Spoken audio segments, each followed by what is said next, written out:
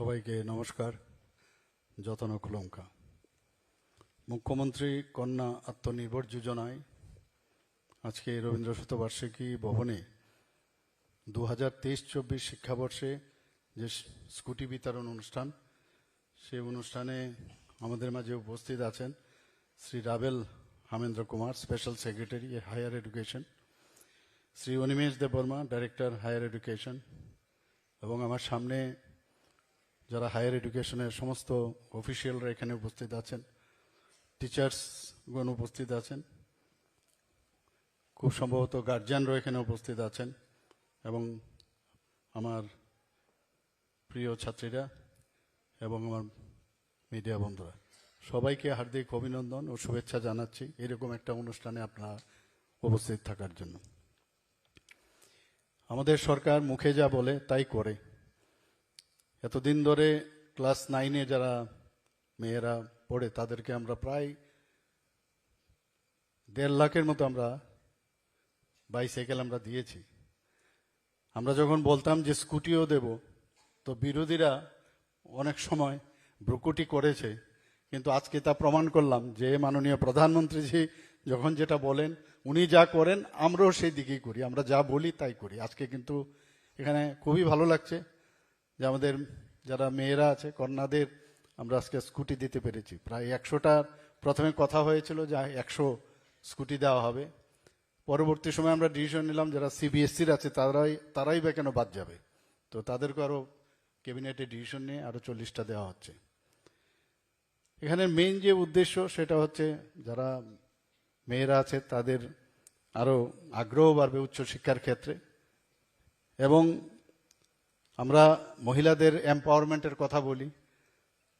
তো এই যে একটা আমরা নতুন আইডিয়া আমরা নিলাম, সেটা আমার মনে হয় একটা দৃঢ় পদক্ষেপ আগামী দিনে মহিলা ক্ষমতায়নের জন্য।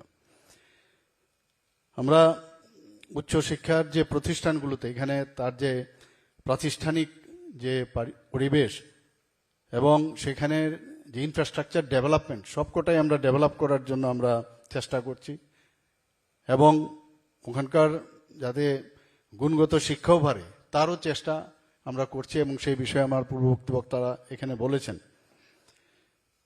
আমরা এর মধ্যে 2018 সালের যেটা ন্যাশনাল এডুকেশন পলিসি 2020 সেটারকে সামনে রেখে আমরা অনেক কিছু আমাদের যে উচ্চশিক্ষা দপ্তর অনেক কিছু অ্যাকশন ওনারা নিয়েছেন। ফর এক্সাম্পল সুপার 30 এই বিষয়ে কথা হয়েছে, লক্ষ্য প্রকল্প এবং CM7 এইসব প্রকল্প আমরা চালু করেছি। তাতে করে যারা শিক্ষার্থী আছে তাদের মধ্যে অনেকটা তাদের অনুপ্রেরণা যোগাবে। এখানে মুখ্যমন্ত্রী কন্যা আত্মনির্ভর যোজনার যে অনেকগুলো বিষয় এখানে রাখা হয়েছে, কিছু ক্রাইটেরিয়া ফিক্স করেছে, আমি সবকটা এখানে বলতে চাচ্ছি না। যেমন এখানে বিমা, তাদের যে বিমা এবং রেজিস্ট্রেশন সার্টিফিকেটও কিন্তু এখানে দেওয়া হয়েছে। আজকে যারা এই প্রকল্পের যারা সুবিধা নেবেন তাদের কিছু শর্তাবলীও এখানে রাখাও হয়েছে। যেমন যারা সাধারণ ডিগ্রি কলেজের যে কোনো ফার্স্ট ইয়ারে যদি সেমিস্টারে পাঠরত থাকে তবেই তারা পাবে, এবং যারা CBSE বা TBSCর 80% যদি ওরা প্রায় তারাই এই পরীক্ষার মধ্যে তাদেরকে সেভাবে সিলেকশন করবে, অ্যাবাভ মোর দেন 80%। এবং যারা ফ্যামিলির মধ্যে যারা 8 লক্ষ টাকার বার্ষিক আয় তারাই এই সুযোগটা এখানে পাবেন। PRTC তো অবশ্যই থাকতে হবে। আমরা একটু আগে আমাদের সেক্রেটারি মহোদয় বলেছেন যে গ্রস এনরোলমেন্ট রেশিও অনেকটা কিন্তু বাড়ছে এখন।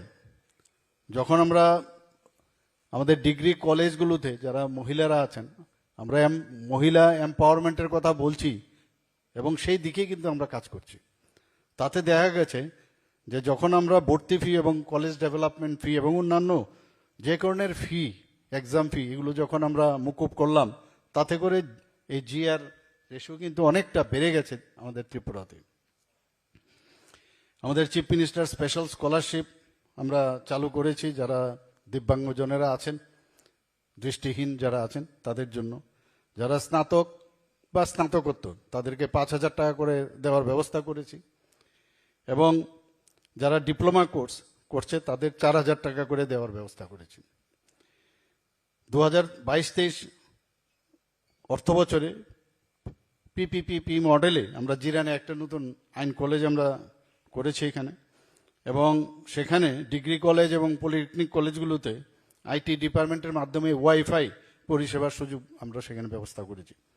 এতে করে প্রায় 15 করোড় খরচ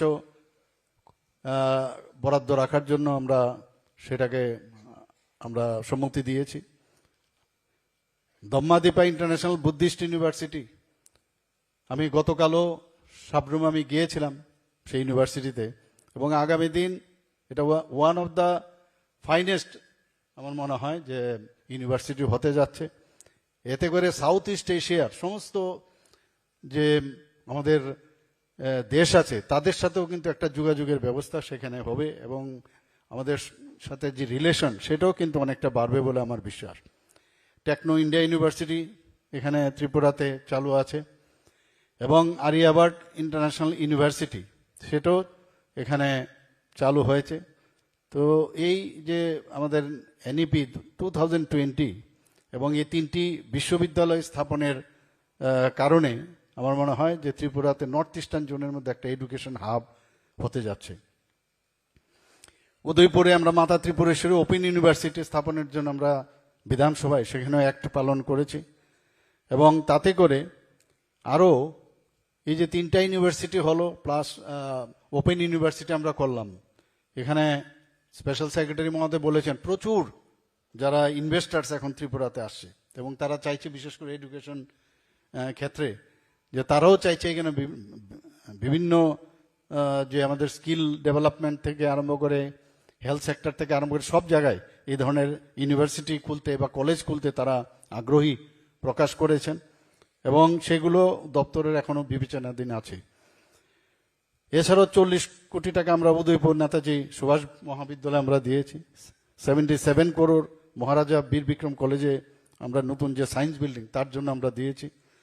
10 কোটি টাকা আমরা কুঞ্জবঙ্গজ ইনস্টিটিউট অফ অ্যাডভান্স স্টাডিজ আছে এডুকেশন, সেখানেও আমরা সে প্রশাসনিক ভবন এবং সেটাকে তৈরি করার জন্য কাজ শুরু হয়েছে। 2023-24 সাল থেকে এখন পর্যন্ত যে আমাদের 2020 যে এনইপি সেটা কিন্তু সমস্ত কলেজগুলোতেও কিন্তু আমরা ইমপ্লিমেন্টেশন হয়ে গেছে, এবং সেখানে এক্সিট এবং এন্ট্রি খুব মানে সুন্দর একটা পদ্ধতি সেখানে চালু হয়েছে। আমাদের এখানে লক্ষ্য যে প্রকল্প আমি বলেছিলাম তাতে করে আমাদের ত্রিপুরার যারা শিক্ষিত যুবক যুবতীরা আছেন আইএএস এবং আইপিএস পরীক্ষার জন্য, যারা প্রিলিমিনারি পরীক্ষায় উত্তীর্ণ হয় তাদের জন্য আমরা 5 লাখ টাকা আমরা দেওয়ার ব্যবস্থা করেছি, এবং মেইন পরীক্ষায় যদি উত্তীর্ণ হয় তাদেরকে 20,000 টাকার আর্থিক সহায়তা দেওয়ার ব্যবস্থা করা হয়েছে। এখন পর্যন্ত আমরা 10 জনের উপরে এই প্রকল্পে আমরা আর্থিক সাহায্য আমরা দিয়েছি। 2018-19 শিক্ষাবর্ষে রাজ্যে Indian Institute of Information Technology IIT আগরতলাতে চালু হয়েছে। তাদের জন্য এখন আপাতত টেম্পোরারিলি এনআইটিতে হচ্ছে, কিন্তু তাদের জন্য আমরা জায়গাও আমরা নির্দিষ্ট করে দিয়েছি, পার্মানেন্টলি সেখানেও তারা কাজ শুরু করবে। আগরতলা বুদ্ধ মন্দিরের নিকট যে বিএড কলেজ ছিল সেখানে আমরা ন্যাশনাল ফরেনসিক সায়েন্স ইউনিভার্সিটি 2021-22 শিক্ষাবর্ষে চালু করা হয়েছে। ত্রিপুরা ইনস্টিটিউট অফ টেকনোলজি সেখানে ড্রোন সেন্টার স্থাপন করা হয়েছে। আমি বিশেষ করে আপনারা জানেন যে গত 8ই মার্চ আমাদের আন্তর্জাতিক নারী দিবস, সেখানে আমরা যেখানে আমরা ত্রিপুরাতে প্রায় 1092 জন লাখপতি দিদি হয়েছে ত্রিপুরাতে। তো ড্রোন দিদি প্রধানমন্ত্রী নরেন্দ্র মোদীজি বলছেন ড্রোন দিদিও বানাবেন, তো সেই দিকেও আমি যখন ওখানে গিয়েছিলাম ওনাদেরকে আমি বলেছিলাম আপনারা আরো ভালো করে কাজ করুন, এবং ড্রোন দিদিদের আপনারা সে ট্রেনিং দেওয়ার ব্যবস্থা আপনারা করবেন। সো সেই কাজটা এখানে বিভিন্নভাবে প্রযুক্তির বিকাশ এবং গবেষণারও সুযোগ সেখানে রয়েছে টিআইটিতে। 2022 সালে আমরা NLU ন্যাশনাল ল ইউনিভার্সিটি আমরা স্থাপন করেছি এবং ভারতের মাননীয় রাষ্ট্রপতিজি 2022-এ এসে তার ভিত্তিপ্রস্তর স্থাপন করেছেন। কিছুদিন আগেও আমি সেখানে আমি গিয়েছিলাম, তারও নতুন বিল্ডিং সেখানে তৈরি হয়, তারও যে ভিত্তিপ্রস্তর আমি সেখানে করে এসেছি। এখানে উইমেন্স পলিটেকনিক, হাপানিয়া, TTADCর পলিটেকনিক, কুমলুং এবং ধলাই ডিস্ট্রিক্ট পলিটেকনিক, আমবাসাতে যারা পাঠরত আছেন তাদের ইংরেজি কমিউনিকেশন যাতে বেটার হয় তার জন্য একটা কোর্স চালু করা হয়েছে। আমাদের 2022 সালে 3টি নতুন কলেজ এখানে হয়েছে, আর 25টি জেনারেল ডিগ্রি কলেজ আগেই ছিল, এবং এর মধ্যে 22টি কলেজ আমাদের national accreditation and assessment council NAAC তারা কিন্তু স্বীকৃতি দিয়েছে। এটা আমাদের জন্য একটা বড় পাওনা, এবং বাকিগুলো যাতে পায় আমি আধিকারিকদের বলবো সেই বিষয়ে যেন ওরা নজর দেয়। শুধু তাই নয়, এখানে Sachin Debbarman Memorial government music college সেটাও কিন্তু NAAC দ্বারা এখানে স্বীকৃত পেয়েছে। 2022-23 সালে বিভাগের অধীনে 13টি কলেজে NCCর একটা বিষয় হিসাবে চালু করা হয়েছে। এখানে ত্রিপুরাতে NCCর একটা মানে তাদের রিজিওনাল সেন্টার এখানে তৈরি করতে চাইছে, আমাকে বলছিলেন ওরা দেখা করতে চাইছে, নিশ্চয়ই বিষয়টা আমরা দেখব। এবং আমরা গন্ডাছড়াতেও যে প্রায় 50 শয্যা বিশিষ্ট ছাত্রীদের জন্য একটি হোস্টেল আমরা নির্মাণ এখানে শুরু হয়ে গেছে, সেখানে আমরা তারও মানে যে আর্থিক বরাদ্দ সেটাও আমরা দিয়েছি। আপনারা শুনে খুশি হবেন, যেহেতু আজকে বলতে গেলে মহিলাদের অনুষ্ঠান, আমাদের মেয়েদের অনুষ্ঠান, যে আমাদের যে রিসেন্টলি গ্রাম পঞ্চায়েতের ইলেকশন হলো, 4টি গ্রাম পঞ্চায়েত আছে যেখানে সম্পূর্ণভাবে তারা মহিলার দ্বারা পরিচালিত। আমি আধিকারিকদের বললাম যে এখানে যারা অফিসারদের দেবেন তাদেরকেও কিন্তু মহিলা দেবেন, এবং টোটালি মানে আমি এই যে বিষয়টা যে আমাদের এই যে 4টা জায়গায় মহিলার দ্বারা পরিচালিত হচ্ছে, এবং এমপাওয়ারমেন্ট অফ দ্য উইমেন যেটা আমরা বলছি, সেটা যদি ওখানে সাকসেসফুল হয় আগামী দিনে আরও কিভাবে বাড়ানো যায়, কারণ পপুলেশনের 50%ই মহিলা, তো কেন না তাদেরকে আমরা সামনের দিকে এগিয়ে নিয়ে যাব। 33% চাকরিতে আমরা সংরক্ষণ রেখেছি। পিঙ্ক টয়লেটের কথা আমি প্রায়শই সব জায়গায় বলি, যে রাস্তায় যখন বেরোয় একই যে টয়লেট যে থাকে সেখানে পুরুষরাও যায় মেয়েরাও যায়, সেখানে দূর থেকেই বোঝা যাবে যে ইট ইজ অনলি ফর মানে girls, women's or for children's. তো সেই কাজটা এখন শুরু হয়েছে। ত্রিপুরা TRLM এর মাধ্যমে ত্রিপুরা গ্রামীণ আজীবিকা মিশন বাংলাতে যেটাকে বলে, সেখানে এখন পর্যন্ত আগে 2017-18-তে আমরা দেখেছি মাত্র 4000 গ্রুপ ছিল, SHG গ্রুপ। সেই জায়গায় এখন 53,623টি স্বসহায়ক দল ত্রিপুরাতে হয়েছে, এবং তাতে করে মহিলাদের যে সংখ্যা প্রায় 4.84 লক্ষ হয়েছে। একটা বিরাট জাম্প আমি বলবো সেটা হয়েছে। এবং শহরেও যারা মহিলারা আছেন সেখানেও TULM এর আওতায় প্রায় 5,941টি আমাদের SHG গ্রুপ রয়েছে, এবং তাতে করে প্রায় 63,743 মহিলা এর সঙ্গে যুক্ত রয়েছেন। আমাদের এই SHG গ্রুপের তাদেরকে সশক্ত করার জন্য আমরা এখন পর্যন্ত প্রায় 746 কোটি টাকা আমরা ফান্ড আমরা প্রদান করেছি, আর 17-18 অর্থ বছরের পূর্বে সেখানে মাত্র 32 কোটি টাকার মতো ফান্ড দেওয়া হয়েছিল। সেই জায়গায় আমরা এসে আরো 714 কোটি টাকা দিয়েছি। তো কত চেঞ্জ আমরা মানে এই মহিলাদের ক্ষমতায়নের জন্য, সামাজিক উন্নয়নের জন্য আমরা কাজটা করেছি।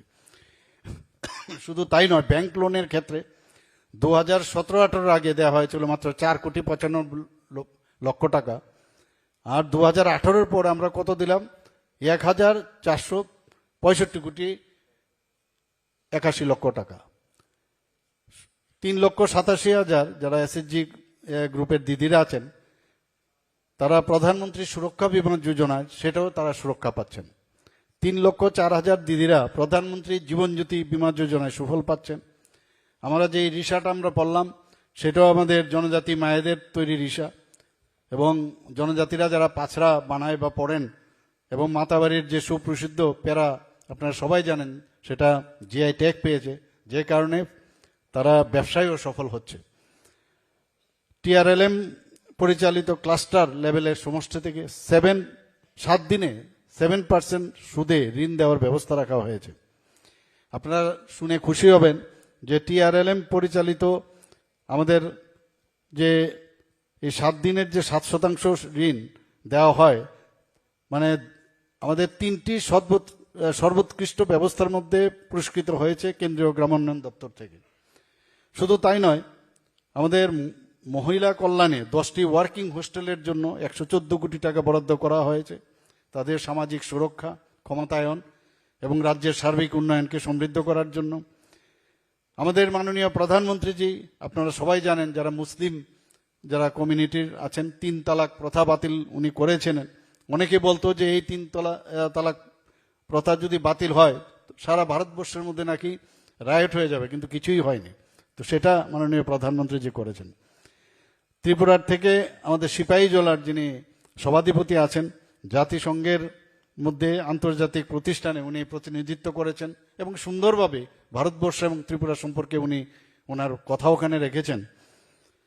মহিলাদের জন্য ধোঁয়ামুক্ত রান্নাঘর নিশ্চিত করতে এখন পর্যন্ত ত্রিপুরাতে 3,12,000 উজ্জ্বলা যোজনার গ্যাসের সংযোগ দেওয়া হয়েছে।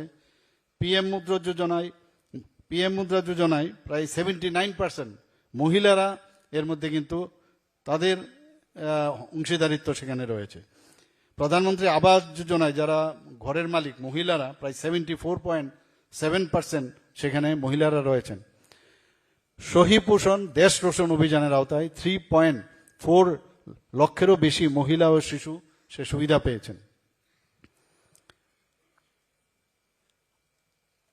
আইসিডিএস প্রকল্পে 3,16,000 শিশু এবং পোষণ কর্মসূচিতে 36,251 জন মহিলা নথিভুক্ত হয়েছেন।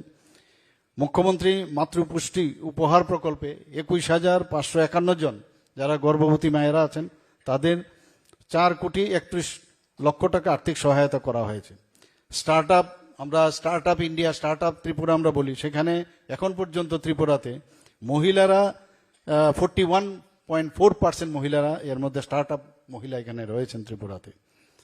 আমরা জানেন যে এখানে যখনই কোনো গভর্নমেন্টের তরফ থেকে কোনো স্টল তৈরি হয় তার 50% মহিলাদের জন্য আমরা সংরক্ষণ রেখেছি। আমরা মহিলাদের জন্য যদি স্টাম্প ডিউটি দিতে হয় জমি বা ফ্ল্যাট কিনতে হলে, মহিলারা যদি নামে হয় তাহলে 1% সেখানে কম রাখা হয়েছে। এখন পর্যন্ত এনসিআরবির যে সর্বশেষ তথ্য, সেখানে দেখা গেছে ত্রিপুরাতে, আমরা বারবার সব জায়গায় বলি, ত্রিপুরাতে 28টি রাজ্যের মধ্যে এখানে ল অ্যান্ড অর্ডার সিচুয়েশন নিচের দিক থেকে 3rd পজিশন, আর মহিলাদের ক্ষেত্রে সর্বনিম্ন দিক থেকে 8ম পজিশনে আছে। ইতিমধ্যে রাজ্যে সুরক্ষা আমাদের জন্য খুব ইম্পর্টেন্ট। তো 9টি মহিলা থানা আমরা চালু করেছি এবং ত্রিপুরাতে ওয়েস্ট ডিস্ট্রিক্টে 2টো আর বাকি সব ডিস্ট্রিক্টে 1টা করে মহিলা থানা আমরা চালু করেছি। মহিলাদের সুরক্ষার প্রশ্নে হেল্পলাইন চালু করেছি 181 নাম্বারে। তো সেইভাবে আমরা মহিলারা যাতে তাদের আগামী দিন তাদের পথ সুগম হয় এবং তাদের উন্নয়নের লক্ষ্যে, আর্থসামাজিক উন্নয়নের লক্ষ্যে আমরা কাজ করে যাচ্ছি। এবং আমি আমাদের উচ্চশিক্ষা দপ্তরকে আমি ধন্যবাদ দেব যে এই ধরনের একটা আয়োজন এখানে রেখেছেন, এই ধরনের চিন্তা ভাবনা রেখে আজকে এই কাজটা এখানে করেছেন। এবং আমি একটু সতর্ক করতে চাই, যারা মেয়েরা আজকে স্কুটি নিয়েছে খুব সাবধানে কিন্তু চালাতে হবে, খুব সাবধান, বি কেয়ারফুল। আমরা দিয়েছি যা হেলমেট থেকে আরম্ভ করে সবই দিয়েছি, কিন্তু না শিখে না বুঝে প্রথমে একটু সাবধানে চালাতে হবে। আদারওয়াইজ বলবে মুখ্যমন্ত্রীর স্কুটি আমরা নিলাম কিন্তু অ্যাক্সিডেন্টে আমরা পড়ে গেলাম, এটা যেন না হয়। খুব সাবধানে চালাতে হবে, সতর্কের সাথে চালাতে হবে, এই আশা রেখে আমি আমার বক্তব্য শেষ করছি। নমস্কার, জয় হিন্দ।